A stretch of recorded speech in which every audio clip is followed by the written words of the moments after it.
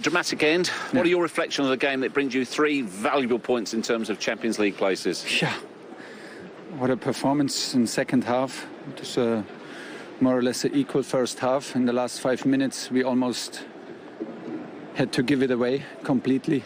If they scored a penalty, maybe it's over before it really starts. And then you go to halftime, maybe 2-0, and you have no chance to come back.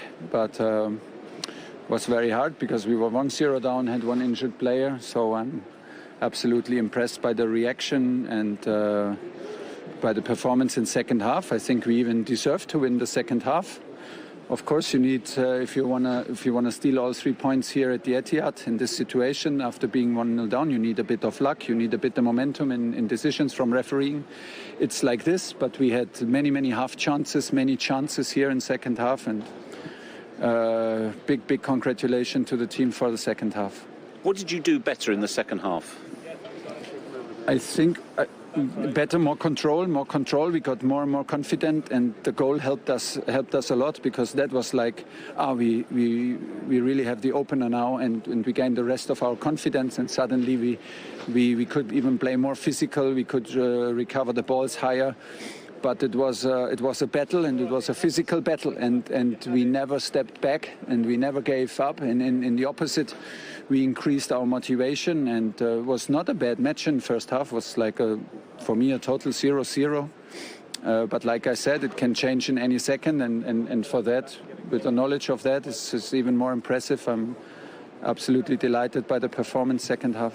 Timo Werner has tremendous pace. Does he just need to add a little bit of patience? Yeah, but it's easier said than done, because he was working like a dog. I'm not sure if we can say this, but yeah, you can. He was really working hard up front, and it was so important, and he gave them a hard time with all his runs. So once he had chances, he had them pretty exhausted, so no complaints today. You said that today's game will have no bearing whatsoever on the Champions League final. The fact you've now beaten them twice in a row, does that give you something? Sure, it gives us confidence, because it's all about performance and confidence. We know very well, and I said this before, and I will repeat it, this result will not change, that the final is a very unique game.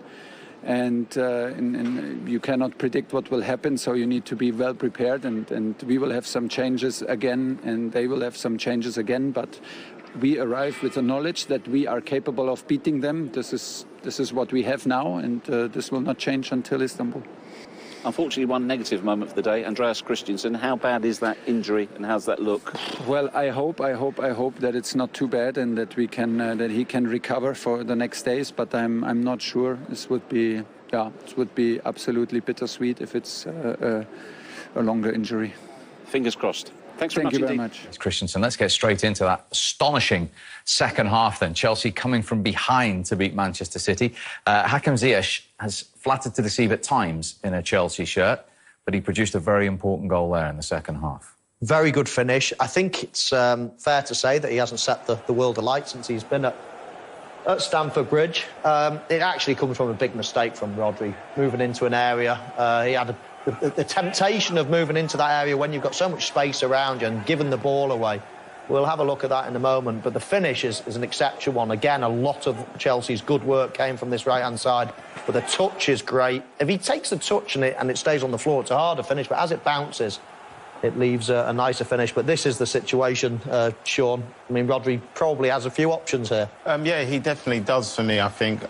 First of all, he's doing OK at the minute, and you can see that, but I think he's waiting for Sterling to go in behind, because that will create more space. But as Sterling comes toward him, it closes the gap up for him, so he turns out. And that is basically when Chelsea push on him and pinch the ball. And I think that's where the goal comes from. But for me, if I was Rodri and I got caught in that position, I would just kick it out of play.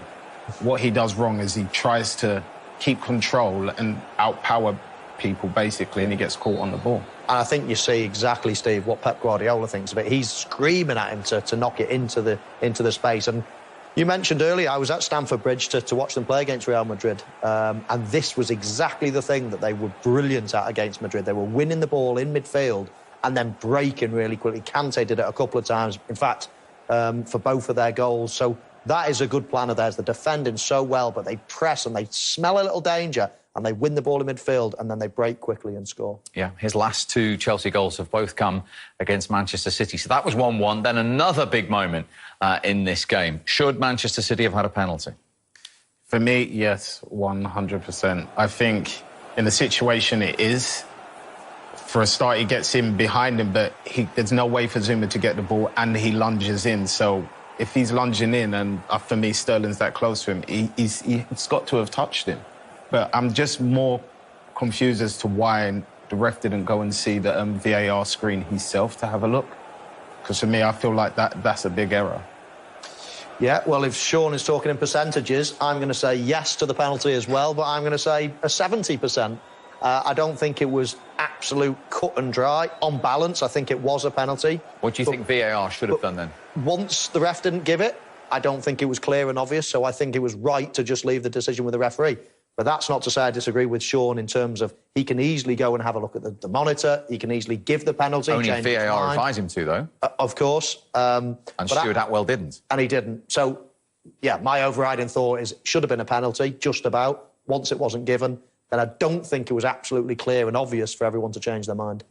I can agree with that. That's fair to say. I just feel like from a VAR perspective, if he makes, then that's showing suggestion, and the ball doesn't move. The ball keeps going straight. So I feel like that a decision should have been made. What do you think about the person involved there, then? Because whether we like it or not, Raheem Sterling gets an awful lot of penalties. Do you think that could have had any influence in the referee's mind? I think for me, most definitely, it could have definitely swayed the referee to not give it because he knows he goes down easily. Yeah. But like I said, if VAR have a look at it, the lunge, and I wouldn't say there's massive contact, but there's enough contact to go down when somebody's lining up to have a shot. So for me, that's why I think VAR should have said, look, just come and have a look. And if he goes and has a look and he says for him, it's not a penalty, then I could understand. OK, let's see what the former Premier League referee Dermot Gallagher thinks. You've heard Sean and Michael's view. Derm, what do you think?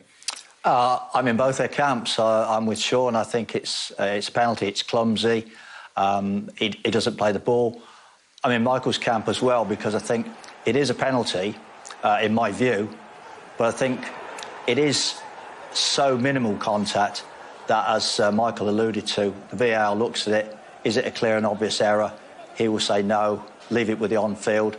Many, many times this season we've asked for the on-field referee to make the decision. I think in this case it's left the on-field. I feel he's got it wrong, but what I would say, he's made a genuine decision. The VAR, I can't see can overturn it, to be honest. You say he's got it wrong, so Stuart Atwell could have said, Anthony, go and have a look? He could if he felt that, but what you have to remember, Steve, he's there to say, is it a clear and obvious error? And as Michael alluded to before I came on, I think not. I think, in my view, it's a penalty, but it's so subjective. You know, a lot of people look at that and say, no, there's not enough contact. Only a few weeks ago, we were talking on here about how many penalties have been given. They wouldn't have been given in previous years because the tolerance level for contact has been brought down so low. So I think the balance has got to be, does a referee on the field think it's a penalty? No. Does the VAR looking at it think it's a clear and obvious error when you look at that? He thinks no. So it's left with the on-field decision. Yeah, I mean, I totally agree. I can't look at that and think 100% that's a penalty. I do think it's a penalty. I do think there's a bit of contact. But I can't watch that. As soon as I'm watching the game live, I'm thinking, that's Sterling. He's playing for it. We've seen it before. He can buy a challenge. He can slow down a bit, get that little bit of contact. He can do it. He's good at it. Straight away, I'm thinking the player's involved. And I don't know whether that's the right thing or not. But let's ask him. Would that be in Anthony Taylor's mind? I think all referees, Steve, not just Anthony Taylor, have to have blank canvas. That's the most dangerous. You prepare but don't prejudge. I think that's where you make your mistakes. And on that basis, I would say he's just seen the incident and he judges it on that incident at that point. They're all human, Steve. They definitely have. You're not having that from Dermot, no, and Dermot's absolutely right to say it. But I'm human as well. And I'm thinking, we're all human. We're all thinking but Mo, you're thing. taught as a striker that when the ball's going through and you're going through on goal, slow yourself down to steady yourself and take a shot. If Raheem's actually tried to slow himself down to do exactly that, and he's made minimal contact, whatever it may be, he's done the right thing to try and slow his... Absolutely. So then it's a penalty. I'm all for cutting across. Believe me, you don't need to tell him that. Do what you want. Do everything you want for a defender to make a challenge. I'm with him. Oh, Sean, you do not... At the Etihad, he's got the better of Pep Guardiola ahead of that Champions League final later this month. He can do no wrong, can he? He can do absolutely no wrong. I mean, he's come in and he's picked up results in every competition. 2 finals now. The away record that they've got, the defensive record that they've got is quite staggering. And to go 1-0 down and then be facing a penalty just before half-time, he can do no wrong, can he? He can do absolutely no wrong. I mean, he's come in and he's picked up results in every competition. 2 finals now.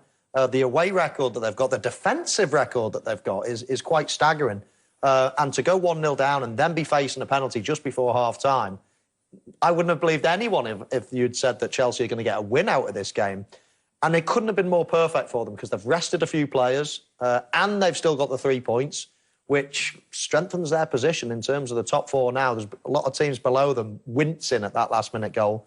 And as you say, the weight goes on for Manchester City. It does. So, incredibly, it's been all changed at the top. It began with that shock defeat for Leicester, conceding 4 goals on Friday at a KP to Newcastle. Spurs couldn't take advantage either. They conceded 3.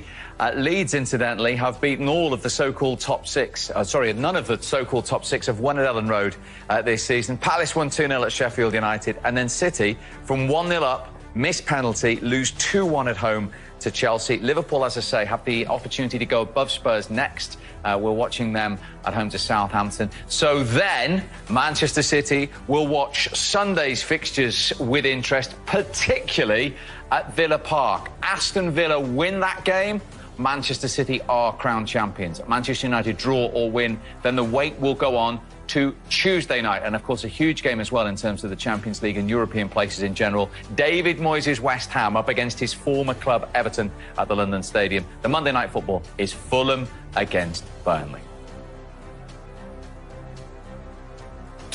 So City remain on 80 points. The big difference there is Chelsea going above Leicester. Brendan Rodgers' side looking over their shoulder. If West Ham beat Everton tomorrow, then the points difference is just 2. Remember, Leicester have to play Chelsea, Manchester United and Spurs in their remaining 3 games. Liverpool, as I say, if they beat Southampton at Anfield next, go above Spurs onto 57, a point behind West Ham. Leeds, incidentally, after that win earlier on, up to 9th.